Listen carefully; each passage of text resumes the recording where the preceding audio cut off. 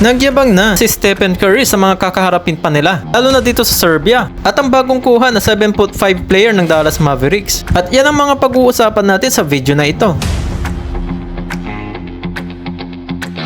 Matapos na nga manalo ng Team USA kontra dito sa Brazil, aba nagbanta na ito si Stephen Curry na nagudlat na nga ito sa mga makakalaban pa nila, lalo na patungkol ito sa duo nila ni LeBron James. Sinabi nga dito ni Stephen Curry, magaling siya sa pag-i-screen ng play at kaya niya manglito ng kalaban katulad ni LeBron James habang nasa kanila ang bola. Lalo na kung kay LeBron na ang bola ay subukan niyo itong mapigilan sa loob. At isa sa mga magiging problema nila, yung maaaring pagkalibre ni Stephen Curry habang pinipigilan ito si LeBron, ay good luck na lang sa kanila kung kaya nga nila itong mapigilan. Talagang nagbanta na nga dito si Stephen Curry simula sa makakaharap nila sa Serbia, pati na rin sa gold medal game kung sila ay mananalo. About dito sa two-man game nila dito kay LeBron James, ayun na nga sa social media, marami nga nag-agree dito sa sinabi ni Stephen Curry. And definitely, ay swak na swak itong playing style ni LBJ and Stephen Curry bilang magka-teammates. Pero so far, hindi pa natin nakikita ang dangerous play nila Stephen Curry at LeBron James. Baka dito na sa pagharap nila sa Serbia at kung manalo sila para dito sa gold medal match. Ito nga ang sinasabi at pagbabanta ni Stephen Curry para dito sa mga susunod na laban nila.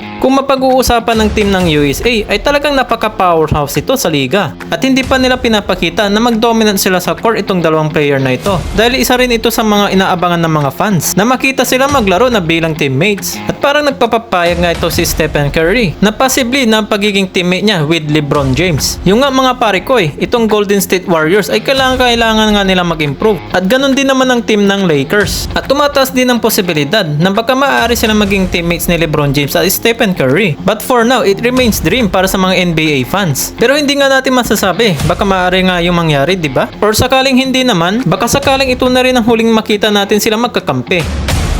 At dito naman tayo sa susunod na pag-uusapan natin. May nakuha nga bagong malaking player itong Dallas Mavericks. Ito nga ang nagngangalang na Jamarion Sharp. Ang taas nga nito ay nasa 7'5" inches. Kulang na lang ng isang 1 inch para magkasing tangkad nito ni Yao Ming. Pero hindi niya ito katulad ng kasikatan at ni Wembanyama. Si Wemby kasi sa nakaraang taon, talagang prospect na ito bago pa lang ito ma-draft sa NBA. Itong si Sharp sa tangkad nito, madali itong mapasahan. Masasabi rin na malakas ito sa ilalim ng court. At meron nga itong inside offensive and defensive play. At may mataas itong average ng rebounds at blocks. Kaso nga lang, ang problema, wala itong tira sa labas. Hindi katulad ni Yao Ming na may long jump shot at ni Wembanyama na kayang pumukol sa tres. Pero wag mo itong aasahan na kaya nito mag-dribble. Kasi ang kailangan nito yung magaling magpasa katulad ni Kyrie at ni Luka. Kaya din siguro ito kinuha ng Dallas Mavericks. Yung ganitong klaseng alien na malakas sa ilalim. Yun nga lang kung paano nila ito gagamitin. Pero hindi ito bago sa Dallas yung ganitong kataas. Nasubukan nga nila si Boban Marjanovic. Nasa 7'4" ang tangkad nito. Pero hindi ito umubra sa kanilang team. Malalaman natin kung paano ito hahasain ng Dallas Mavericks. Ituloy natin ang usapan sa comment section. Salamat na din sa pag-like and share ng video na ito. At huwag din makakalimutan mag-subscribe.